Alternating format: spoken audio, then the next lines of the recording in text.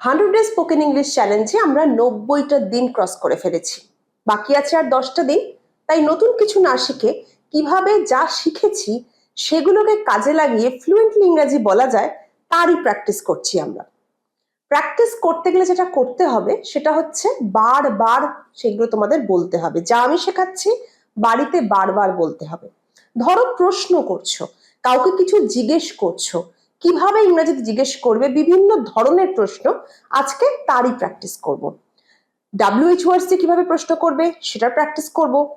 Do verb দিয়ে কিভাবে প্রশ্ন করবে সেটার প্র্যাকটিস করব।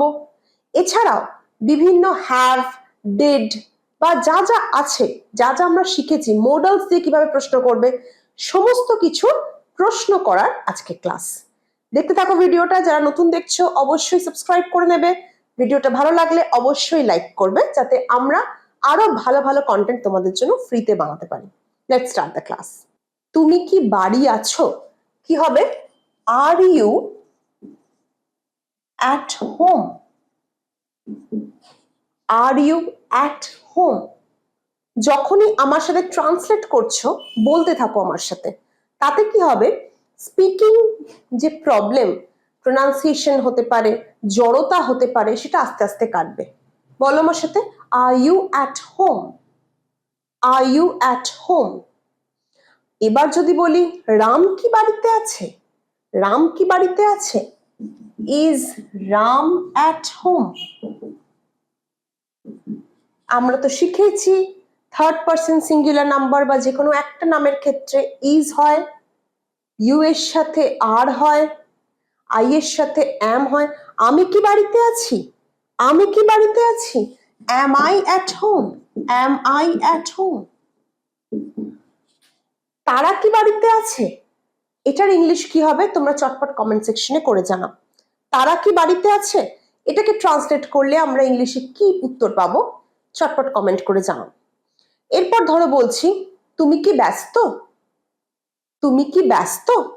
আর you busy? Are you busy? তুমি কাউকে প্রশ্ন করছো তুমি কি ক্লান্ত? তুমি কি ক্লান্ত বা আপনি কি ক্লান্ত? মনে রাখবে বাংলায় তুমি বা আপনি দুটো ক্ষেত্রে কিন্তু ইংলিশে ইউ ইউজ হয়। তুমি বা আপনি, ইংরেজিতে কিন্তু ইউ। দুটোর ক্ষেত্রে আমরা ইউ ব্যবহার করব। আপনি কি ক্লান্ত? Are you tired? Are you tired? আপনি কি ফ্রি আছেন? Are you free? Are you free? আপনি কি ফ্রি? বোঝা যাচ্ছে? আমরা ছোট ছোট সেন্টেন্স, আমরা তো এই প্রশ্নগুলোই বিভিন্ন জনকে সারাদিনে করে থাকি। তাহলে এইগুলো আমরা যদি ছোট ছোট করে ইংরেজিতে বলা অভ্যেস করি, তাহলে কিন্তু আমাদের বড় সেন্টেন্স বলার ক্ষেত্রে আস্তে আস্তে কনফিডেন্স বাড়বে। ছোট ছোট স্টেপিং স্টোন গুলো হচ্ছে এই ছোট ছোট সেন্টেন্স গুলো। প্রথমেই যদি আমাদের কেন নার্ভাস লাগে, আমাদের কেন ভুল হয়, কারণ আমরা প্রথমেই পারফেক্ট হওয়ার চেষ্টা করি আর প্রথমেই বড় সেন্টেন্সের দিকে ঝুঁকি। বড় সেন্টেন্স নয়, ছোট ছোট সেন্টেন্স দিয়ে কিন্তু আমাদের শুরু করতে হবে। ইংরেজি একটা বিদেশি ভাষা, ইংরেজি একটা বিদেশি ভাষা, তাই তাকে জব্দ করতে গেলে আমাদের কিন্তু ছোট ছোট টার্গেট নিতে হবে। সেই ছোট ছোট টার্গেট হচ্ছে ছোট ছোট সেন্টেন্স। তুমি ঠিক আছো? Are you okay? Are you okay? এটা ঠিক আছে? তুমি ধরো কিছু লিখেছো, এটা ঠিক আছে? Is it okay? তাহলে কি বললাম? Are you okay? এটা ঠিক আছে? Is it okay? তারা ঠিক আছে? Are they okay? ক্লিয়ার? আস্তে আস্তে দেখো আমরা কিন্তু বিভিন্ন রকমের ছোট ছোট সেন্টেন্স প্র্যাকটিস করছি। ছোট ছোট সেন্টেন্স শিখতে শিখতে যেটা তোমাদের করতে হবে সেটা হচ্ছে চটপট ভিডিওটা একটা লাইক করে দিতে হবে। তোমাদের জন্য ভাবনা চিন্তা করে যে কিভাবে করলে তোমরা ফ্লুয়েন্টলি ইংরেজিটা তাড়াতাড়ি বলতে পারবে, আমাদের কিন্তু প্রচুর পরিশ্রম করতে হয়, ভাবতে হয়, সময় দিতে হয়, রিসার্চ করতে হয়। তাই আমাদের যদি একটুও তোমাদের মনে হয় যে আমরা তোমাদের জন্য কিছু করতে পারছি, একটা লাইক করো। এই লাইক কিন্তু আমাদের প্রচন্ড মোটিভেট করে, আমাদের প্রচন্ড ভাবে এনকারেজ করে নতুন ভিডিও বানানোর। অনেকেই কিন্তু ভিডিও দেখছো, লাইক করছো না। আশা করি তোমরা এবার থেকে লাইক করবে মোটিভেট করার জন্য। এরপর ধরো বলছি, তুমি কি ইংরাজি শিখতে চাও? তুমি কি ইংরাজি শিখতে চাও? যখনই কিছু করতে চাও, কিছু বলতে চাও, কিছু লিখতে চাও, আমরা ডু ভার্ব ইউজ করি। কিরকম ধরো, তুমি কি ইংরাজি শিখতে চাও? Do you want to learn English? এইবার এই ফরম্যাটটাকে ফলো করে তোমরা কত সেন্টেন্স বানাতে পারো শুধু দেখো। ওয়ান্ট টু মানে চাওয়া, ডু ইউ ওয়ান্ট টু মানে তুমি কি চাও। লার্ন ইংলিশটাকে শুধু বদলে ফেলো, ইংরাজি শিখতে চাও, সাঁতার শিখতে চাও, আবৃত্তি শিখতে চাও, নাচ শিখতে চাও, তাহলেই দেখবে কত সেন্টেন্স। একবার বলি দেখো, do you want to learn swimming? তুমি কি সাঁতার শিখতে চাও? তুমি কি কিছু বলতে চাও? Do you want to tell something? Do you want to tell something? তুমি কি কিছু বলতে চাও? বলো আমার সাথে, do you want to tell something? তুমি কি কিছু বলতে চাও? তুমি কি কিছু লিখতে চাও? Do you want to write something? Do you want to write something? তুমি কি তাকে কল করতে চাও? Do you want to call him? Do you want to call him? তাহলে দেখছো, আমরা একটা স্ট্রাকচার যদি মনে রাখতে পারি, তাহলে একটা দুটো শব্দ পাল্টাপাল্টি করলেই কিন্তু আমরা হাজার হাজার সেন্টেন্স নিজেরাই বানিয়ে ফেলতে পারবো। আমি এখানে দুটো দুটো দেখো, দুটো ওয়ার্ডকে শুধু এদিক ওদিক করেছি, বাকি চারটে ওয়ার্ড আমার সেম আছে, তাতেই আমি 1 2 3 4 5খানা সেন্টেন্স বানিয়ে ফেলেছি। তোমরা চাইলে এই স্ট্রাকচারটা ফলো করে আরো সেন্টেন্স বানিয়ে কমেন্ট বক্সে জানো। দেখো যে কত নতুন সেন্টেন্স মাথায় চলে আসছে। তুমি কি সকালে উঠতে চাও? Do you want to wake up in the morning? Do you want to wake up early in the morning? তুমি কি পিৎজা খেতে চাও? Do you want to have a pizza? তুমি কি ঘুরতে যেতে চাও? Do you want to go to travel? তুমি কি আমার সাথে আসতে চাও? Do you want to come with me? তুমি কি এখন খেতে চাও? Do you want to have dinner, have lunch? তাহলে ডু ইউ ওয়ান্ট টু এটা দিয়ে আমরা এখনই 10টা সেন্টেন্স বানিয়ে ফেললাম। তোমরা চটপট নতুন কিছু সেন্টেন্স, যেগুলো আমি বলেছি সেগুলো না, নতুন কিছু সেন্টেন্স কমেন্ট বক্সে করে জানাও। একটা স্ট্রাকচার থেকে কিন্তু আমরা কত রকমের প্রশ্ন সারাদিনের করে ফেললাম। ডু এর পাস্ট টেন্স হচ্ছে ডিড। পাস্ট টেন্সে যখন কিছু বলবো, অতীতের যখন কোনো প্রশ্ন করব, তখন আমরা ডিডের ইউজ করব। কিরম ভাবে? তুমি কি কলেজ গিয়েছিলে? মানে কলেজ তুমি গিয়েছিলে, আমি সেই প্রশ্নটা এখন করছি। কি হবে? Did you go to the college? তুমি কি লাঞ্চ করেছিলে? Did you have your lunch? তুমি কি কলেজ গিয়েছিলে? Did you go to the college? তুমি কি লাঞ্চ করেছিলে? Did you have your lunch? তুমি কি তাকে ফোন করেছিলে? Did you call him?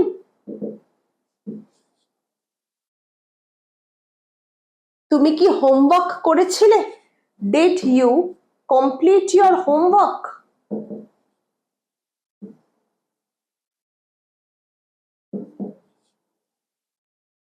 তুমি কি ব্যাপারটা লক্ষ্য করেছিলে?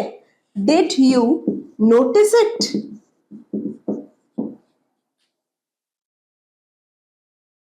তুমি কি এসেছিলে? Did you come earlier? তুমি কি আগে এসেছিলে? Did you come earlier?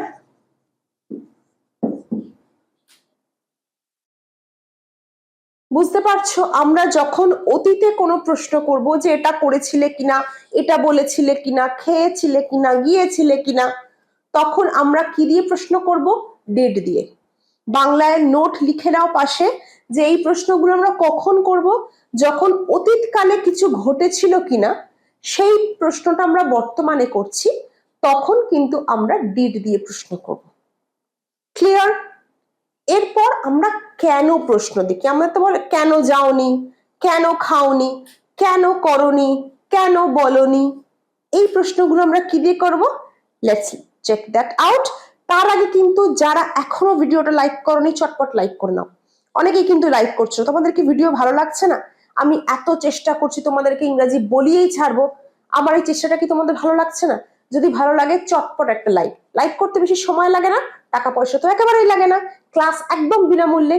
বিনামূল্যে ইংরেজি শিখতে, সমস্ত ডাউটস ক্লিয়ার করতে, স্পোকেন ইংলিশকে আরো ফ্লুয়েন্ট করতে ভিডিওটা লাইক করো, পারলে শেয়ার করে দাও, যারা এখনো সাবস্ক্রাইব করনি সাবস্ক্রাইব করে নাও। কেন বলনি, ওয়াই। কেন বলনি মানে আমরা একটু আগে শিখলাম কোনো কাজ আগে করনি, সেইটা ডিড দিয়ে বলা। এইবার আমরা কেনটা শিখব, ওয়াই এর ইউজ করব আমরা কেন বোঝাতে। তুমি কেন যাওনি, why didn't you go, why didn't you go। তুমি কেন খাওনি, why didn't you eat। তারা কেন যায়নি, why didn't they go। তারা কেন কিছু বলেনি, তারা কেন কিছু বলেনি, why didn't they say anything।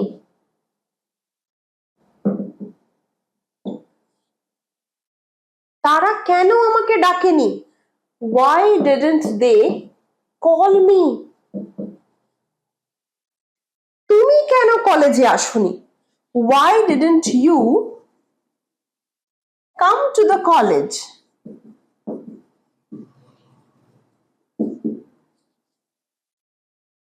বোঝা যাচ্ছে? আমরা একটু আগে ডিড এর ইউজ দেখলাম, ডিড দিয়ে তোমরা কিভাবে প্রশ্ন করবে, কোন প্রশ্নের ক্ষেত্রে আমরা ডিড ইউজ করি। এবারে কিন্তু ডিডের সাথে আমরা একটা নট ইউজ করেছি, কেন করনি, আর তার এই কেনটা বলেছি আমরা ওয়াই দিয়ে। তাহলে ডিড, নট প্লাস ওয়াই, আমরা তিনটে ব্যবহার শিখে গেলাম। এইখানে আমরা ডিডেন্ট শিখেছি, কিন্তু যদি নয়টা না বলে কেন আসনি, কেন খাওনি, কেন বলনি, কেন যাওনি না বলে যদি কেন এসেছো, কেন গিয়েছিলে, এই ধরনের প্রশ্ন করি, তাহলে আমরা কি করব, এই যে নট এর ইউজ করেছি এইটা বাদ চলে যাবে। এক্সাম্পল দেখি চলো। তুমি কেন এসেছো, এসেছিলে, why did you come। তুমি কেন যাওনি, why didn't you go। তুমি কেন গিয়েছিলে, why did you go। তুমি কেন যাওনি, why didn't you go। তুমি কেন গিয়েছিলে, why did you go। তুমি কেন আমায় ডাকোনি, why didn't you call me। তুমি কেন আমায় ডেকেছিলে, why did you call me। বুঝতে পারছো? তাহলে কোথায় আমরা didn't ইউজ করব, নট কোথায় ইউজ করব, নট কোথায় ইউজ করব না, শুধু ডিড দিয়ে প্রশ্ন কোথায় করব, ডিডের সাথে ওয়াই অ্যাড করে কোথায় প্রশ্ন করব। আস্তে আস্তে ক্লিয়ার হচ্ছে? যদি কনসেপ্ট ক্লিয়ার হয়ে থাকে কমেন্টে লেখো ক্লিয়ার, তাহলে কিন্তু আমি বুঝতে পারবো যে এত দূর অব্দি আমি যা যা তোমাদের শেখালাম বা যা যা আমরা প্র্যাকটিস করলাম রাদার, সেই কনসেপ্টগুলো তোমাদের কাছে ক্লিয়ার। পজ করো video, right clear in the chat box, যাতে আমি বুঝতে পারি যারা ভিডিওটা দেখছো তাদের কাছে কনসেপ্ট একদম ক্লিয়ার। এরপর দেখব হ্যাভ দিয়ে কি করে প্রশ্ন করা যায়। আমরা প্রেজেন্ট পারফেক্টের ব্যবহারে শিখেছিলাম কোনো কাজ যদি খুব রিসেন্টলি শেষ হয়ে গিয়ে থাকে, কোনো কাজ তুমি রিসেন্টলি করেছো, বর্তমানে করেছো, শেষ হয়ে গেছে কাজটা, সেক্ষেত্রে আমরা প্রেজেন্ট পারফেক্ট ইউজ করি। প্রেজেন্ট পারফেক্টে আমরা কি বলেছিলাম, হ্যাজ আর হ্যাভ ইউজ হয় ভার্বের থার্ড ফর্মের সাথে, সেটা দিয়ে আমরা প্রশ্ন করব। এবার তুমি কি খেয়েছো, মানে তুমি কি জাস্ট খেয়েছো, have you eaten, have you eaten. তুমি কি হোমওয়ার্ক শেষ করে ফেলেছো, have you completed your homework.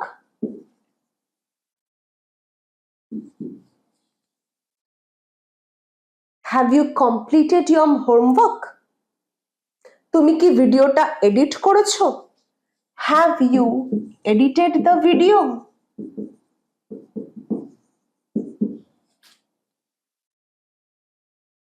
সে কি খেয়েছে?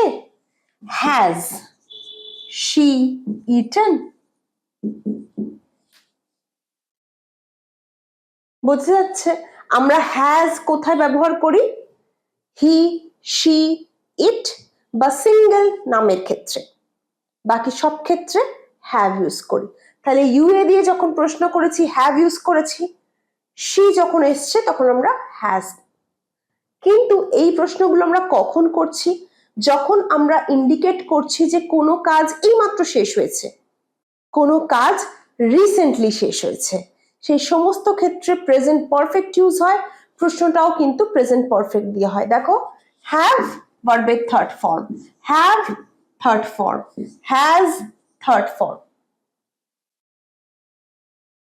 Has my father gone to the market? আমার বাবা কি বাজারে গেছে? Has my father gone to the market?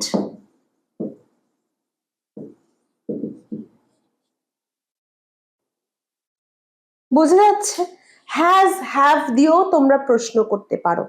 তাই বাড়িতে যখনই থাকছো, যে সময়টুকু অ্যাভেলেবল পাচ্ছ, চেষ্টা করো প্রশ্ন করতে। প্রশ্ন করলেই কিন্তু অটোমেটিক্যালি ফ্লুয়েন্সি বাড়বে।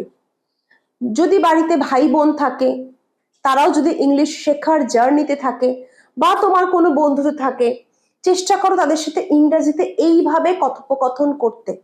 Start with questioning so that you can ask simple questions using do, am, is, are, have, did এইগুলো দিয়ে সিম্পল কোয়েশ্চেন আস্ক করো। তাতে কিন্তু তোমাদের ফ্লুয়েন্সি বাড়বে, কনফিডেন্স বাড়বে, আস্তে আস্তে বড় সেন্টেন্স বলাটাও সহজ হবে। দেখা হচ্ছে পরের ভিডিওয়ে।